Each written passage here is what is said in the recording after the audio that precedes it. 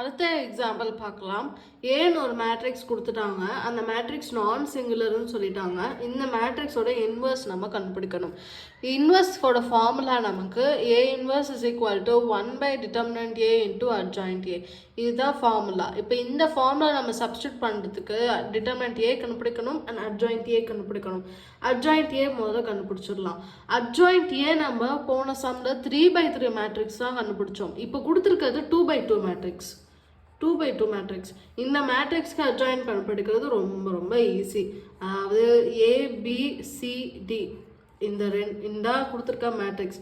இந்த மேட்ரிக்ஸ் நான் அட்ஜாயின் கண்டுபிடிக்கும் போது முதல்ல நான் என்ன பண்ணுறேன்னா இந்த எலிமெண்ட்டை நான் இன்டர்சேஞ்ச் பண்ணிக்கிறேன். அதாவது ஏவும் டியும் நான் இன்டர்சேஞ்ச் பண்ணிக்கிறேன், பியும் சியும் இன்டர்சேஞ்ச் பண்ணிக்கிறேன்.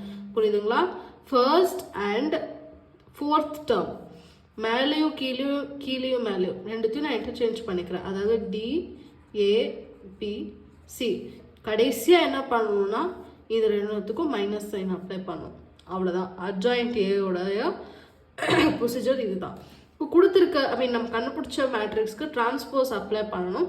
டிரான்ஸ்போஸ்ன்றது இருக்கிற ரோவை காலமாக எக்ஸ்சேஞ்ச் பண்ணணும், இந்த ரோவை காலமாக எக்ஸ்சேஞ்ச் பண்ணணும். டி மைனஸ் சியை ஃபர்ஸ்ட் காலமாக மாற்றும், மைனஸ் பி ஏ அப்படின்ற செகண்ட் ரோவை செகண்ட் காலமாக சேஞ்ச் பண்ணுறோம்.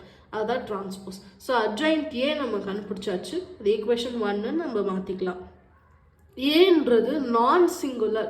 நான் சிங்குலர்னா ஒன்று தெரிஞ்சுக்கோங்க, determinant is not equal to 0. நான் சிங்குலர்னா எப்பயுமே அந்த மேட்ரிக்ஸோடைய டிட்டர்மினன்ட் 0வா மட்டும் இருக்கவே இருக்காது. ஸோ நம்ம டிட்டர்மினன்ட் கண்டுபிடிக்கும் போது என்ன பண்ணுவோம், கிராஸ் மல்டிப்ளை பண்ணுவோம். அதாவது D into A cross multiply பண்ணியாச்சு. பண்ணோன்னே என்ன பண்ணுவோம் சொல்லியிருக்கேன், மைனஸ் சைன் போடணும். And minus C into minus B, minus minus plus. So B into C BC. இப்போ இதை நம்ம minus minus plus AD minus BC. இப்போ இது கோர்ஸ் நமக்கு தெரிஞ்சது which is not equal to 0. இதை நான் செகண்ட் ஈக்குவேஷனாக மார்க் பண்ணிக்கிறேன். ஃபர்ஸ்ட் ஈக்குவேஷனையும் செகண்ட் ஈக்குவேஷனையும் இந்த ஃபார்முலாவில் நான் சப்ஸ்டியூட் பண்ணுறேன். அப்போ தான் என்னால் ஏ இன்வர்ஸ் கண்டுபிடிக்க முடியும். ஸோ 1/determinant ஏன்றது ஏடி மைனஸ் பிசி, அட்ஜாயிண்ட் ஏன்றது இந்த மேட்ரிக்ஸ் நான் எடுத்து எழுதியாச்சு. அவ்வளோதான். எக்ஸாம்பிள் 1.2 முடிஞ்சிச்சு.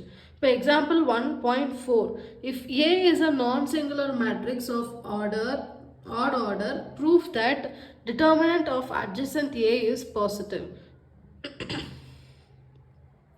ஏன்றது ஒரு நான் சிங்குலர் மேட்ரிக்ஸ்னு கொடுத்துட்டாங்க. அதோட ஆர்டர் ஒரு ஆட் நம்பராக தான் இருக்கும் அப்படின்னு சொல்லிட்டாங்க. ஸோ யூஸ்வலி நமக்கு ஆர்டர் பார்த்தீங்கன்னா, ஃபார் எக்ஸாம்பிள் எம்னு ஒரு ஆர்டர் எடுத்துக்கோங்க. அதோட நீங்கள் 2 மல்டிப்ளை பண்ணிங்கன்னா கண்டிப்பாக அந்த ஆர்டர் ஈவனாக தான் இருக்கும். அதே ஆர்டரோட நான் ஒரு நம்பர் ஆட் பண்ணுறேன் அப்படின்னா அது ஆடாக தான் இருக்கும். எக்ஸாம்பிளுக்கு நீங்கள் அந்த எம்முக்கு நீங்கள் எந்த நம்பர் வேணாலும் சப்ஸ்டியூட் பண்ணி பாருங்க. எம்முக்கு நான் 1ன்னு சப்ஸ்டியூட் பண்ணுறேன் ஒரு எக்ஸாம்பிளுக்கு. அப்போது 1 × 2 2, 2 + 1 3, இட்ஸ் அன் ஆட் நம்பர். அதே நான் எம்முக்கு நான் 2ன்னு சப்ஸ்டியூட் பண்ணுறேன். இப்போ 2 × 2 4, 4 + 1 5. ஸோ இது வந்து ஆர்டுன்றதுனால நான் ஒரு எக்ஸாம்பிளுக்காக நான் அதை கன்சிடர் பண்ணிக்கிறேன் நான். So let A be a non singular matrix. கொடுத்துருக்க ஈக்குவேஷன் கொஷனில் இருக்கிறத அப்படியே எடுத்து ஃபர்ஸ்ட் லைனில் எழுதிக்கிறோம். Let A be a non singular matrix of order. ஆர்டர்னா நம்ம என்ன கண்டுபிடிச்சி வச்சுருக்கோம், 2m + 1. So 2m + 1 where m is equal to 0, 1, 2, 3 and so on. mோட value என்னவா வேணாலும் நம்ம சப்ஸ்டியூட் பண்ணிக்கலாம். இப்போ நம்ம என்ன கண்டுபிடிக்கணும்னா டிட்டர்மினன்ட் ஆஃப் அட்ஜாயிண்ட் ஏ. இதுதான் நம்ம பாசிட்டிவ்னு நம்ம ப்ரூவ் பண்ணணும். ஸோ நான் சிங்குலர் மேட்ரிக்ஸ் தான் நம்ம ஏற்கனவே என்ன பார்த்தோம், determinant which is not equal to 0. இது நல்லா மனப்பாடம் பண்ணிக்கோங்க. So then we get determinant of A is not equal to 0. இப்போ நமக்கு இது வந்து ஒரு ஃபார்முலாப்பா.